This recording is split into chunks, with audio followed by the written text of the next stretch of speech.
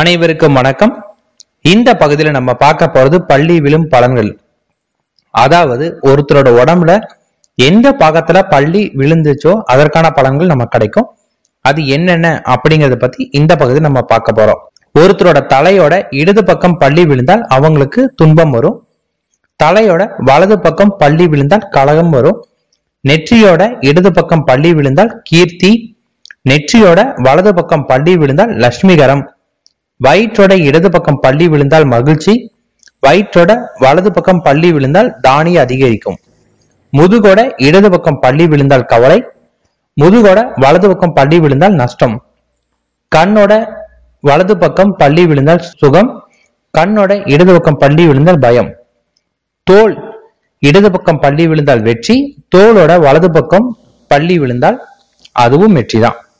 பிருஷ்டம் இடது பக்கம் பள்ளி விழுந்தால் செல்வம். பிருஷ்டத்தோட வலது பக்கம் பள்ளி விழுந்தால் சுகம். கபாலம் இடது பக்கம் பள்ளி விழுந்தால் வரவு. அதுவே கபாலத்துல வலது பக்கம் பள்ளி விழுந்தாலும் வரவுதான். கணுக்கால் இடது பக்கம் பள்ளி விழுந்தால் பயணம். கணுக்காலோட வலது பக்கம் பள்ளி விழுந்தால் செலவு. மூக்கு இடது பக்கம் பள்ளி விழுந்தால் கவலை. மூக்கோட வலது பக்கம் பள்ளி விழுந்தால் வியாதி. மணிக்கட்டு இடது பக்கம் பள்ளி விழுந்தால் கீர்த்தி. வலது மணிக்கட்டில் பள்ளி விழுந்தால் பீடை.